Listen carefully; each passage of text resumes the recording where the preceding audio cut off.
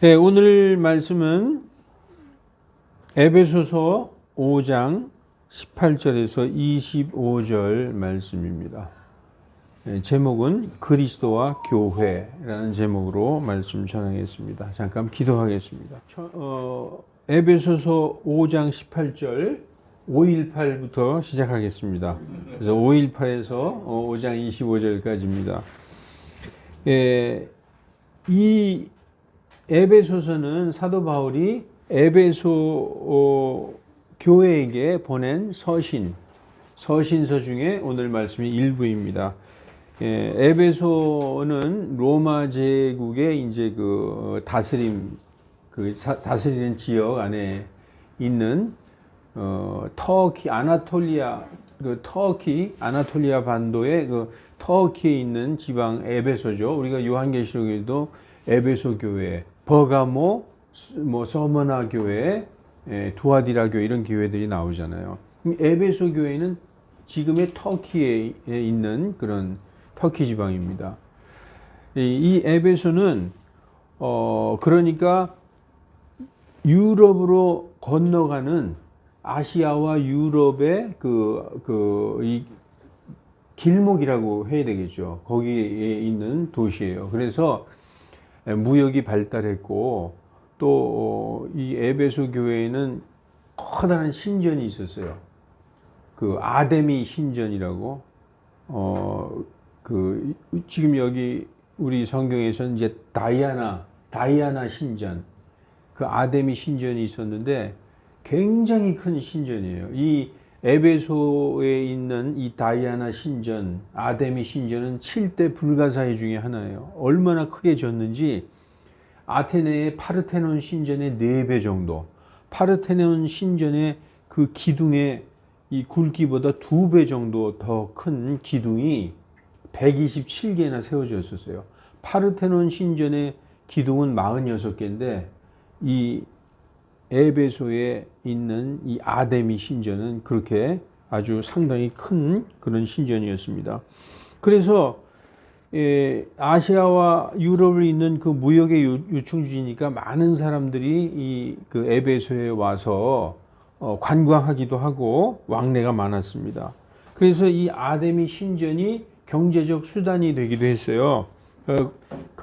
숙박 시설이 늘어나고 관광객들이 많이 오고 위락시설과 마술도 성행했다고 합니다. 그래서 아데미 신전의 모형과 여신상을 만들어서 파는, 우리가 관광지에 가면은 요만한 관광 기념품 팔잖아요. 아데미 여신의 형상과 아데미 신전을 은으로 새겨서, 그래서 여기 은장색이 발달했었어요. 우리가 사도행전에 보면 아데미의 주요 산업이 은장색이라는 걸 알 수 있죠. 그래서 아데미 신전에는 한 1000명 정도의 여사제들이 있었어요. 그런데 그 신전에서 제사를 지내러 오는 사람들과 음란한 행위를 하는 게 아주 당연한 거예요. 그게 아데미 신을 섬기는 방법 중에 하나예요. 그래서 그걸 신전 창녀라고 그래요. 그러니까 얼마나 이 더럽고 추악한 행위를 하고 있는지 몰라요. 그러니까 사도 바울이 그거를 보고 마음에 막 격동을 해서 이제 복음을 전하는 걸 우리가 볼 수 있습니다. 우리가 사진을 보면 지금 영국 사람들이 한 4년에 걸쳐서 이 발굴한 아데미 다이아나 신전의 터인데, 다이아나 이 여신, 아데미 여신은 우리가 잘 아는 이집트로 가면은 그 이름이 이시스가 되고, 로마로 가면 비너스가 되고, 그런 동일한 아폴로디테, 그 여신이에요. 이스터 다 똑같은 이름입니다. 하늘의 여왕, 키벨레 이거 다 똑같은 이름이에요. 이렇게 생겼어요. 유방이 24개로서 또 웃기는 거죠. 왜냐하면 이게 다산과 풍요의 여신이에요. 이렇게 농사하면 잘 되고 이런 다산과 풍요의 여신으로 이런 여신 신전을 세워놓고 섬겼다는 것입니다. 그러니까 우리가 이 보면은 사도 바울이 하나님을 알지 못하는 이 에베소 사람들을 보고 사도 바울이 얼마나 가슴이 답답했을까요? 그래서 이제 그 에베소에서 복음을 전하기 시작해서 교회가 세워졌는데, 이 에베소서는 바울이 로마 옥중에 수감되어서 쓴 편지입니다. 바울은 오늘 우리 에베소서 5장이지만 6장 20절에 이렇게 말씀하고 있어요. 6장 21, 22절에 또한 너희로 하여금 나의 사정과 내가 어떻게 행하는지를 알게 하려 하심이라. 사랑받는 형제여, 주님 안에서 신실한 사역자인 티키쿠스, 두기고라고 들어봤죠? 예, 두기고가 모든 일을 너희에게 알게 하리라. 두기고에게 이 편지를 써서 보낸 것이죠. 그래서 우리의 사정을 알게 하고 또 너희의 마음을 위로하게 하려고 바로 그 목적으로 내가 그를 너희에게 보내었노라 라고 말씀하고 있어요. 이 편지는 그의 동역자인 티키쿠스, 두기고가 전달한 것임을 우리가 알 수 있습니다. 자, 오늘 우리가 본문으로 들어가십시다. 5장 18절에 술 취하지 말라. 이에는 지나치게 하는 것이 있나니 오직 성령으로 충만함을 받으라. 이렇게 말씀하고 있습니다. 술과 성령님을 대비해서 말씀하고 있죠. 술에 잠기지 말고 성령님에 잠기라는 말씀입니다. 술 취하는 것에는 excess, 지나치게 하는 것, wherein is excess라고 되어 있어요. 거기에는 요즘 말로 하면 좀 오버하게 하는 것이 있다는 거죠. 용감해지죠. 술 취하면 용감해지고 과격하게 되는. 왜냐하면 그 신전에서 술 먹고 음란한 짓하고 서로 싸우고 하는 그런 에베소인들을 보고 사도 바울이 말씀하고 있는 거예요. 술 취하지 말고 성령님 안으로 잠겨라. 술 취하면 술과 하나가 되는 거죠. 나중에 술을 먹고 완전 술에 잠기게 되는 것입니다. 그러지 말고 성령님 안으로 잠겨서 성령님과 하나가 되라. 이렇게 지금 권면하고 있는 것입니다. 그래서 에베소 교회에 보낸 이 편지의 일부분인데, 원래 이 에베소인들은 이 사도 바울이 복음을 전할 때 막 날뛰었어요. 분이 가득해가지고 우리에게는 다이아나, 아담이라는 여신이 있는데 저 이상한 사람들이 와서 뭐 듣도 보도 못한 그리스도를 전파하고 우리의 주 산업인 이 은장색을 망하게 하는도다. 그러니까 굉장히 이 사람들이 화가 난 거죠.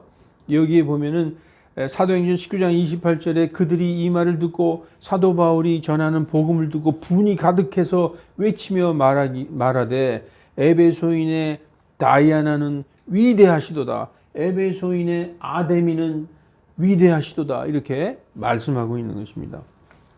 받아들이지 않고 있는 거죠. 처음에 그 아데미 신전, 다이아나 신전은 최초로 전부 대리석으로 지어진 그런 아름다운 건물이라고 말합니다. 여러분, 지금 말씀이 우리가 보니까 그렇게 돼 있죠. 술 취하지 말라, 이건 명령이죠. 명령은 해도 되고 안 해도 되는 것이 아니라 반드시 순종해야 되는 것입니다. 사도 바울은 에베소 교회에게 성령의 충만함을 받으라 라고 명령했어요. 성령의 충만함을 받으라는 것은 현재 진행형의 명령입니다. 과거에 머물러 있는 것이 아니라 매일매일 성령 충만함을 받으라, 성령 충만한 삶을 살으라 라고 말씀하고 있는 것입니다. 술 취하는 것과 성령 충만함을 이제 대조해서 말씀하고 있죠. 예수님도 성령 충만함을 받고 성령님의 인도하심을 받고 그때부터 복음을 전하셨어요. 어떻게 누가복음 4장 1절에 예수님께서 침례를 받으신 후에 성령으로 충만하여 요르단강에서 되돌아오시고, 예수님이 침례 받을 때 그런 일이 있었죠. 예수님이 물속에 푹 잠겼다가 머리끝에서 발끝까지 잠겼다가 물속에서 올라오실 때 하늘이 열리고 음성이 들렸죠. 이는 내 사랑하는 아들이라.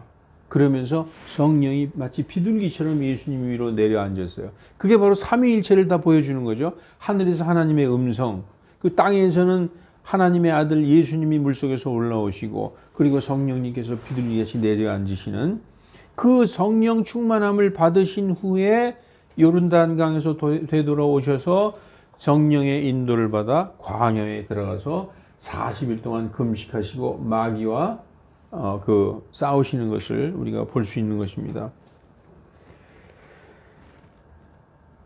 우리가 이제 5장 19절, 오늘 본문 5장 19절에 보면은 18절에 술 취하지 말라 거기에는 지나치게 하는 것이 있으니 오직 성령으로 충만함을 받으라. 이어서 시와 찬송가와 영적인 노래로 서로 화답하며 너희 마음으로 주님께 곡절을 만들어 노래하며 성령으로 충만해야 시와 찬송가와 영적인 노래를 부를 수가 있는 거예요. 여러분, 이 우리가 다윗의 시편이 다윗이 자기가 생각나서 쓴 게 아니에요. 성령으로 충만해서 그 시편을 기록한 거예요. 우리도 성령으로 충만한 성도들은 하나님을 찬양하는 시를 얼마든지 다윗처럼은 쓸 수 없겠지만 얼마든지 우리 마음의 고백으로 할 수 있는 거예요. 찬송도 정말 성령 충만해서 그냥 찬송가 들으면 너무 좋아 이게 아니라 정말 하나님을 찬양하고 하나님만 높이는 그 마음으로 찬송가를 드릴 수가 있는 거죠. 영적인 노래, 우리는 세상에서 육적인 노래만 불러왔어요. 요즘에 트로트가 유행이죠.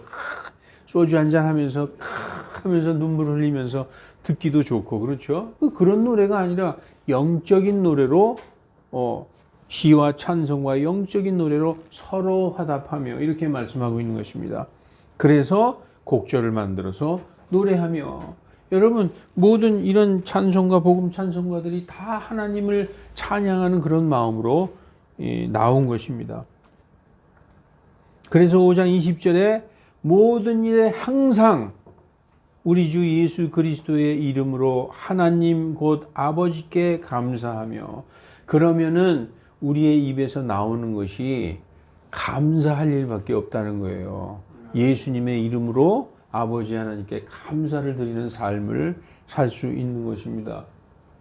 이 감사가 이게 억지로 하면 그게 감사가 아니에요. 사실 난 감사할 게 별로 없어. 입에서 그게 잘 안 나와. 뭐 할 게 있어야지.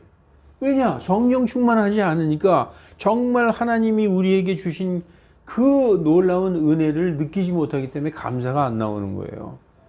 여러분, 데살로니가전서 5장 18절에도 범사에 감사하라, 쉬지 말고 기도하라, 이런 말씀이 나오죠. 그래서 모든 일에 감사하라, 범사에 감사하라. 이는 그리스도 예수님 안에서 너희를 향한 하나님의 뜻이니라, 이렇게 말씀하고 있습니다. 여러분, 감사가 나오는 생활 하고 있습니까? 예? 찬송가가 정말 우러나와요. 저는 예수님 믿고 한참 굉장히 은혜가 많았을 때는 세상 노래가 입에서 안 나왔었어요. 정말. 저 세상 노래 굉장히 많이 알고 좋아하거든요. 근데 그것이 어느 순간 한순간에 그냥 내 입에서 없어져 버렸어요. 그 찬송가가 그러면서 이제 그때부터 노래 스타일도 버렸죠. 예, 그런 경험이 있습니다. 그런데 또 한참 있으면 또 옛날로 돌아가기도 해요. 여러분, 그래서 오늘 항상 성령의 충만함을 받아라. 매일매일 현재 진행형으로 우리가 성령 충만함을 받는 그런 생활을 해야 된다는 것이죠. 정말 어떤 때는 내가 오늘 죽어도 좋아. 난 오늘 순교할 수 있을 것 같아. 1년 지나봐요. 전혀 다른 사람이 되어 있는 자신을 또 발견할 수도 있어요. 그래서 항상 성령 충만한 그런 생활을 해야 되는 것입니다. 그래서 5장 21절에 하나님을 두려워함으로 서로 복종하라, 이렇게 말씀하고 있어요. 이 서로가 누구냐? 남편과 아내. 지금부터 나오는 말씀은 남편과 아내에 대한 말씀입니다. 예수님께서는 2000년 전에 서로 복종하라. 2000년 전에 유대 사회는요, 여자를 자기의 재산으로 생각했어요. 아내를 4명을 거느리고 막 그런 사람도 있었고, 여러 아내를 거느리고, 그래서 남녀가 동등하다는 건 생각조차 하지 못했죠. 그러나 예수님이 2000년 전에 서로 복종하라고 말씀하고 있어요. 이건 명령이거든요. 그러므로 성경 말씀대로 살면 되는 거예요. 페미니즘 같은 거 필요 없어요. 기독교인들에게. 뭐 여성의 인권 할 필요도 없어요. 그냥 성경 그대로 살면은 여성이 가장 존경받고 사랑받는 그런 하나님의 창조의 섭리, 하나님이 창조하신 그 목적이 그대로 이루어지는 것입니다. 남편도 복종하는데 아내도 복종하고, 여기서 아내만 복종하라는 거 아닙니다. 서로 복종하라고 얘기하고 있어요. 서로 복종하라. 그러면서 오늘 말씀은 그리스도와 교회, 오늘의 제목은 그리스도와 교회죠. 남편 대신 그리스도, 아내인 교회, 그 아내로서의 교회를 이루고 있는 우리 모든 지체들에 대해서 성경은 말씀하고 있는 것입니다. 자, 이렇게 돼 있어요. 에베소서 5장 22절 23절에 아내들아 남편에게 복종하기를 주님께 하듯 하라, 이렇게 말씀하고 있죠. 여기까지 읽으면 기분이 과연 안 좋죠. 뭐 남편에게 뭐 예수님한테 하듯 하라고? 예? 이는 남편이 아내의 머리됨이 그리스도께서 교회의 머리 되신과 같음이니 그분께서 그 몸의 구주시니라, 이렇게 말씀하고 있습니다. 여러분, 지금 남편과 아내를 그리스도와 교회에 지금 비유하고 있죠. 지금 여기 이 말씀 보십시오. 남편이 아내의 머리됨이, 교회의 머리가 누구예요? 그리스도죠. 그처럼 아내의 머리가 남편이라는 거죠. 그래서 그 몸, 교회인 예수님의 몸의 주인이다, 이렇게 남편과 아내를 그리스도와 교회에 비유해서 말씀하고 있어요. 그래서 남편과 아내를 그리스도와 교회, 그리고 머리이신 그리스도와 몸된 교회. 그 몸은 우리는 전부 몸을 이루고 있잖아요. 어떤 사람은 팔의 역할을 하고, 어떤 사람은 다리의 역할을 하고, 어떤 사람은 손가락의 역할을 하고, 어떤 사람은 여러 가지 다른 지체로서의 역할을 하죠. 그 모든 지체를 우리가 이루고 있는 이 교회가, 성도들이 이렇게 다 뭉쳐서 하나로 이루어져 있는 교회가 바로 몸이라는 거죠. 그리고 목자와 양떼, 우리의 목자이신 예수님과 그분의 양떼인 교회의 성도들, 그리고 또 주인과 종, 예수님은 우리의 주님이시죠. 주인과 우리는 그분의 종, 그리고 예수님은 우리의 신랑이요, 교회는, 몸된 교회는 그분의 신부, 즉 남편과 아내라고 말씀하고 있습니다. 그리스도와 교회를 성경에서 뭐라고 얘기하고 있느냐? 사도행전 20장 28절에 그러므로 너희 자신과 모든 양떼에게 주의를 기울이라. 이 사도 바울이 그 장로들과 교사들, 장로들에게 이제 말씀하고 있는 거예요. 너희 자신과, 너희 자신과 또 그 성도들에게 주의를 기울여라. 성령께서 너희를 그들의 감독자로 삼으사 하나님께서 자신의 피로 사신 교회, 곧 하나님의 교회를 먹이게 하셨느니라, 이렇게 말씀하고 있어요. 그래서 자신의 교회를 먹이시는 그리스도와 그리고 양떼 교회를 이렇게 성경에서 말씀하고 있는 것입니다. 이 끝부분에 하나님의 교회를 먹이게 하셨느니라 하면, 이거 또 안상홍 하나님의 교회인가? 그거 아니에요. 이 하나님의 교회는 그런 이단을 얘기하는 게 아니에요. 하나님께서 자신의 피값으로 사신 교회, 우리는 그냥 그 하나님의 아들이 된 게 아니라 하나님이신 예수님이 사람의 육신을 입고 이 땅에 오셔서 십자가의 피를 흘려서 그 피의 대가로 우리 한 사람 한 사람을 그 피로 사셨다고 성경은 말씀하고 있는 것입니다. 자, 그리고 머리와 몸은 팔다리, 손가락, 발가락 모든 지체죠. 자, 에베소서 4장 15, 16절에 오직 사랑 안에서 진리를 말하여 모든 일에 그분 안으로 자라고자 함이라. 그분께서는 머리시니. 성경이 말씀하고 있는 거예요. 제가 말하는 게 아니라 곧 그리스도시니라. 그분으로부터, 머리로부터 온몸이 각마디의 공급을 받아 꼭 맞게 결합되고 들어차서 각 부분의 분량대로 효력 있게 일하여 그 몸을 자라게 하며 사랑 안에서 스스로 세우느니라. 여러분, 이 몸은 어디로부터 영양분을 공급받습니까? 머리로부터 공급받는 거예요. 전 몰랐어요, 옛날에. 그런데 의학적으로 온 몸의 영양분은 머리로부터 공급받는 거예요. 그래서 지금 성경이 그렇게 말씀하고 있어요. 예. 온 몸이 그 머리로부터 공급을 받는다는 거예요. 영양분을 공급받아서 이 서로 모든 뼈들이 딱 맞게 결합되고 딱 들어차고 근육들, 힘줄도 딱 각 부분의 분량대로 딱 효력 있게 들어차서 일을 한다는 거예요. 그래서 그 머리가 몸을 자라게 하고 예수 그리스도로 말미암아 교회가 사랑 안에서 스스로를 세우게 하신다. 그렇게 말씀하고 있습니다. 그리고 목자와 양떼에 비교하셨어요. 그리스도와 교회, 그리스도와 우리 성도들.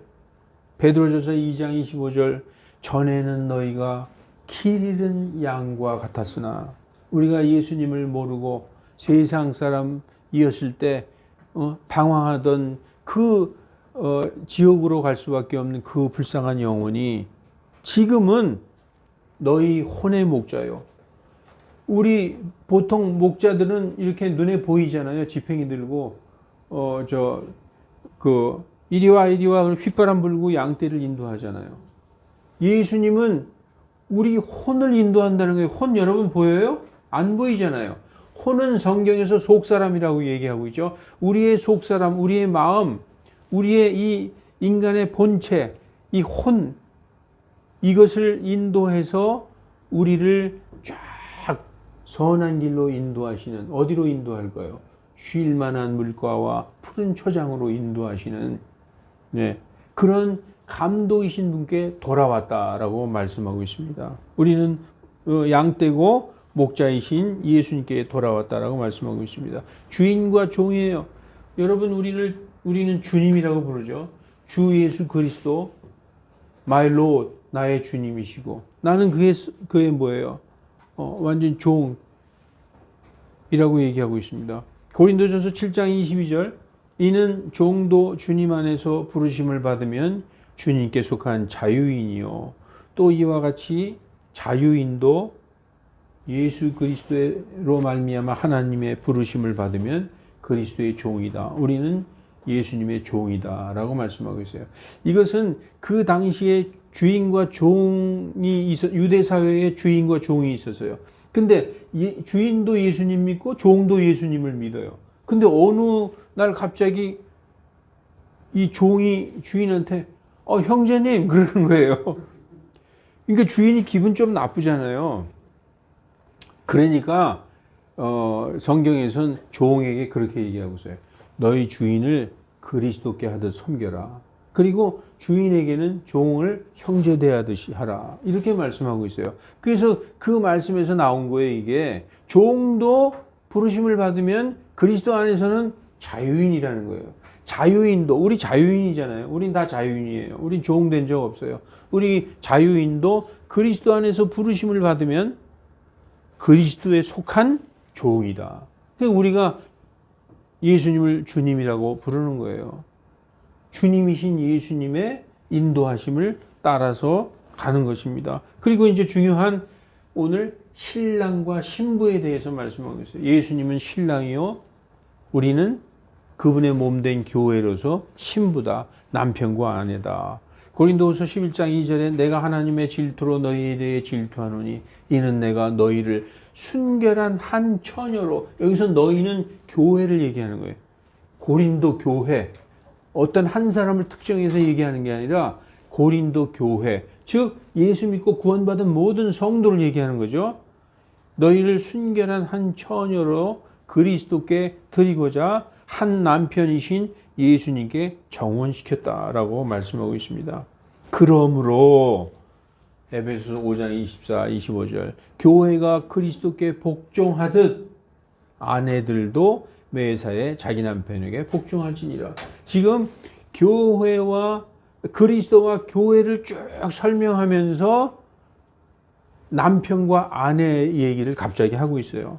그러면서 남편들아 아내 사랑하기를 그리스도께서 교회를 사랑하사 교회를 위해 자신을 주신 것 같이 하라. 왜냐하면 에베소 지역에 사는 사람들이 이렇게 안 했기 때문에 이런 말씀을 주신 거겠죠. 왜냐? 신전에 가서 그 음탕한 짓하고 그 우상 숭배하면서 온 도시는 우상 숭배로 아주 쩔어 있었던 도시예요. 이 우상은 누가 만드는 것입니까? 인간들이 만드는 거예요. 모든 우상은 다 인간들이 만들었어요. 자기네들을 합리화하기 위해서. 그런데 이 인간이 만든 우상 만들어 놓고 거기에 음탕한 짓 하면서 술 취해서 맨날 그렇게 타락해서 사는 것을 보고 사도 바울은 말씀하신 거죠. 예수님께서 교회를 위하여 자신을 주셨다는 말씀은 교회인 자신의 양떼를 위하여 자기 생명을 내놓으셨다라는 말씀이에요. 예수님이 하신 것처럼 너희 남편들도 그렇게 하라 라고 말씀하고 있어요. 요한복음 10장 11절 그리고 10장 14절 15절에 보면 나는 선한 목자라. 선한 목자는 양들을 위하여 자기 생명을 내어 주거니와. 이 양들을 자기의 생명을 걸고 지킨다는 거예요. 선한 목자는. 그런데 사꾼 월급 받고 내 양이 아니야. 나는 월급만 받고 이 양들만 주인 대신에 치면 돼. 그러면 자기 목숨을 걸 월급쟁이 그 목자가 있을까요? 없죠. 그래서 월급 받고 양들을 보는 자들은 사꾼이라고 얘기하는 거예요. 삭을 받고 양을 돌보니까. 그런데 이 예수님은 사꾼이 아니라 선한 목자라는 거예요. 선한 목자는 양들을 위하여 자기 생명을 내놓지만 사꾼은 일이나 사자가 오면 양들 버려두고 도망간다는 거예요. 14, 15절에 내가 내 양들을 알고 양들도 나를 아는 것이 아버지께서 나를 아시고 나도 아버지를 아는 것과 같아서 나는 내 양들을 위하여 내 생명을 내어놓노라 라고 말씀하고 있는 것입니다. 예수님께서 우리를 위하여 십자가에서 자신을 희생하시고 피 흘려 돌아가신 것이다 이렇게 말씀하고 있는 것입니다.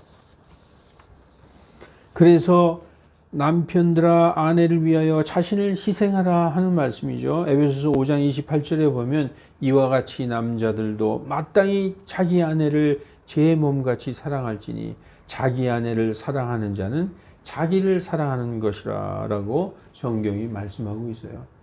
그리스도인들은 성경 말씀대로 살면 이거보다 더 올바른 길이 없고 이거보다 더 복된 길이 없는 것입니다. 사랑하는 성도 여러분, 교회는 어쩌다 생긴 게 아닙니다. 하나님께서 자신의 피로 대가를 지불하시고 하나님의 피로 사신 교회예요. 위대하신 하나님 예수 그리스도의 십자가의 보혈로 사신 교회라는 것입니다. 왜 자꾸 예수 그리스도를 하나님이라고 얘기하지? 그건 이해가 안 되는데 성경 말씀을 보여드릴게요. 디도서 2장 13절 그 복된 소망과 그 복된 소망이 뭐죠? 예수님의 공중재림, 휴거. 우리는 예수님을 기다리고 있어요. 예수님이 오시는 날 우리가 들려 올라갈 거예요.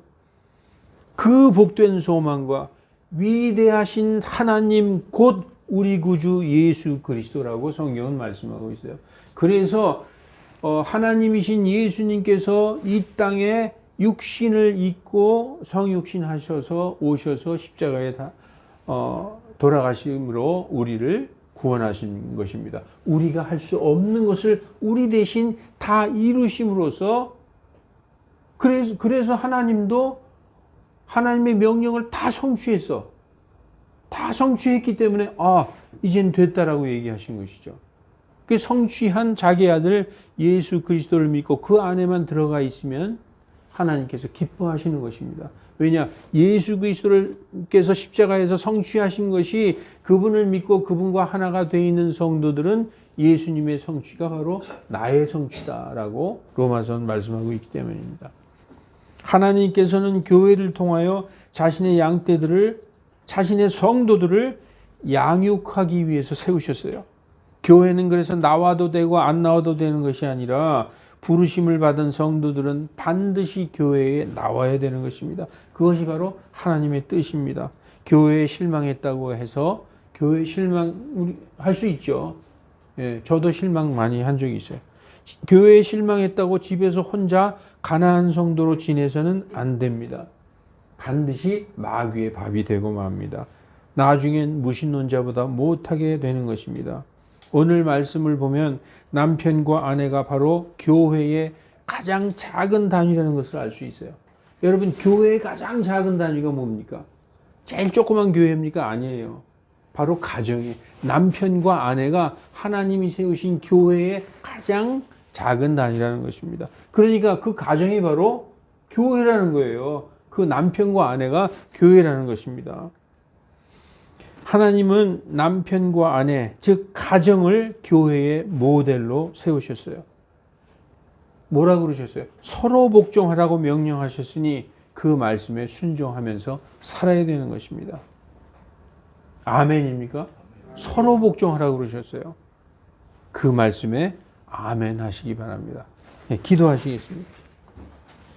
거룩하신 하나님, 오늘 말씀을 통해 성도의 가정을 교회의 시작으로 남편과 아내를 교회의 가장 작은 단위로 세우신 것을 알았습니다.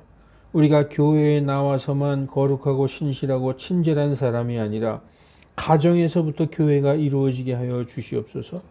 믿지 않는 배우자가 있으면 하나님께서 역사하여 주셔서 주님께 돌아오게 하여 주시고, 성도의 신실한 언행을 보고 배우자의 신실한 언행을 보고 그 믿음을 보고 하나님께 영광 돌리며 돌아오는 놀라운 역사가 일어나게 하여 주시옵소서.